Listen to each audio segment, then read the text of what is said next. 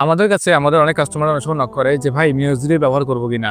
তো মিনোক্সিডিল ব্যবহার করার ক্ষেত্রে কি, কি জিনিস খেয়াল রাখবো বা এটার উপকারিতা কেমন? তো আমরা আজকে চেষ্টা করব সেটা একটু হালকা ব্যাখ্যা করার জন্য।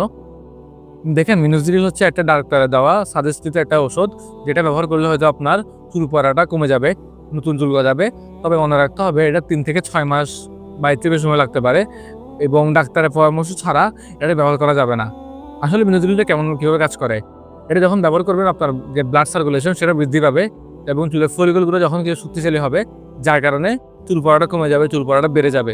তো এক্ষেত্রে আমাদের যে বিষয়গুলো খেয়াল রাখা উচিত সেটা হচ্ছে অবশ্যই ডাক্তারের পরামর্শ হইতে হবে।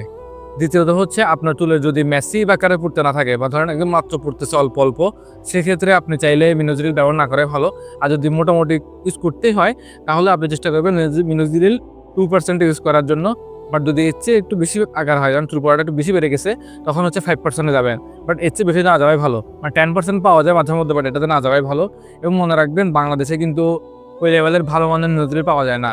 যেটা পাওয়া যায় সেটা হচ্ছে ইন্ডিয়ান, স্প্যানিশ এ ধরনের মিনোক্সিডিলগুলো আপনাকে খুঁজে বের করতে হবে এবং মনে রাখবেন এটা যেহেতু আপনার লং প্রসেস, মানে আপনি এমন না যে আপনি আজকে ব্যবহার করা শুরু করছেন, কালকে আপনার চুল পড়া বন্ধ হয়ে যাচ্ছে, আপনাকে আর ব্যবহার করতে হবে না, এমন তো না। এটাকে আপনাকে ৬ মাস, ১ বছর, ২ বছর, ৫ বছর ব্যবহার করতে হতে পারে, ১০ বছর ব্যবহার করতে হতে পারে।